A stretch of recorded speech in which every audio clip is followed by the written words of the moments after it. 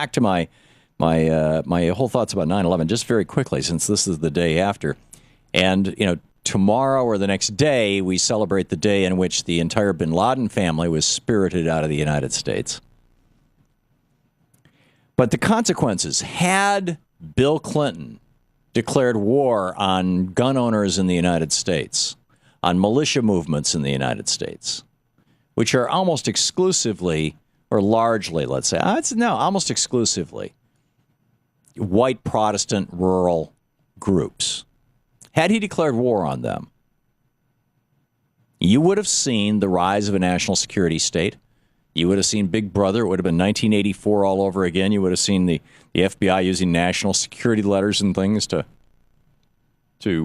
spy on people without the benefit of an actual warrant. In other words, the Fourth Amendment would have gone in the toilet. You would have, had Clinton decided to use this for political advantage in the election of 96, every time that, who did he run against in 96? Was that Bob Dole? I don't remember which one. I think it was Bob Dole. But whoever the Republican he was running against, every time the candidate got any cover, any traction, he would have had his Secretary of Homeland Security. It would have been, it would have been the Department of Justice, I guess, would have been running out, going, they're the head of the FBI or something.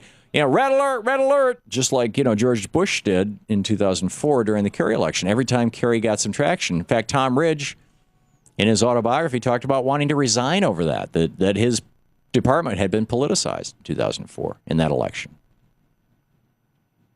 We would have had Chertoff porno scanners in our airports looking for gun owners in the United States back in 1996.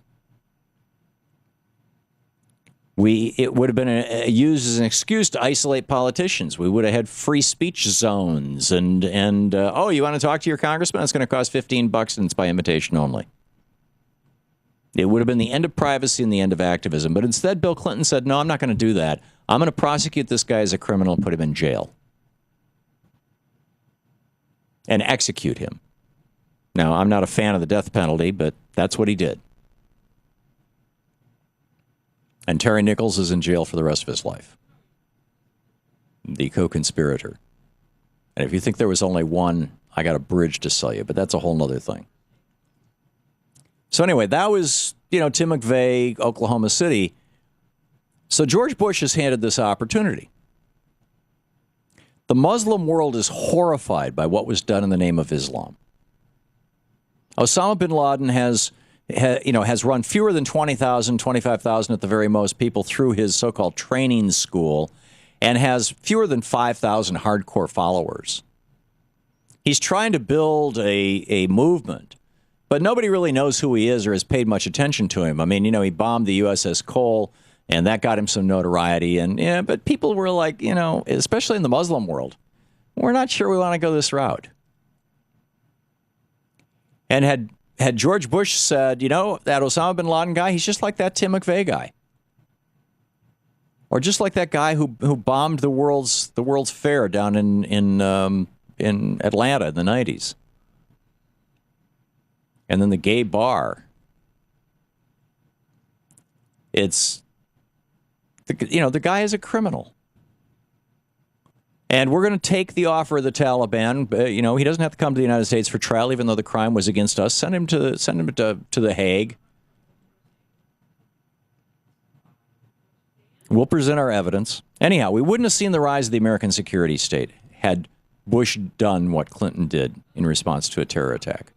We wouldn't have seen the rise of a phobia. Now, Tim McVeigh's bet was that Bill Clinton would come down hard on the militia movement and it would create a militia movement phobia. That all over America, people would be hating and afraid of gun owners. Or actually, what he wanted was everybody in America hating and afraid of the government. And thus, a new American Civil War.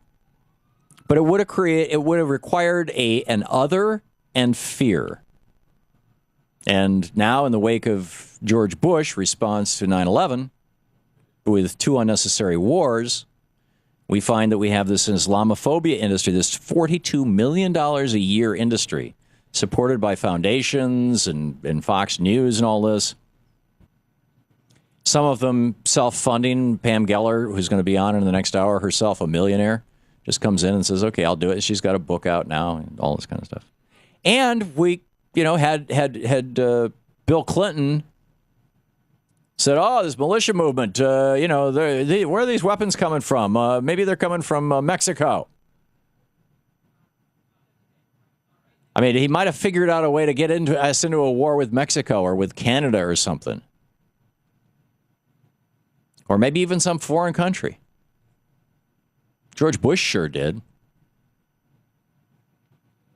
So my point is that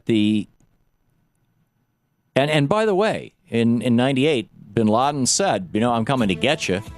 Clinton was given that memo. You'll recall in July of 2001, 3 months before 9/11, George Bush, when he went to the G8 meeting in Genoa, Italy, had to sleep on an aircraft carrier because there was a warning that Al-Qaeda was going to hijack a civilian aircraft and fly it into the hotel. Condi Rice later testified to Congress. No one could have imagined that except that she was there,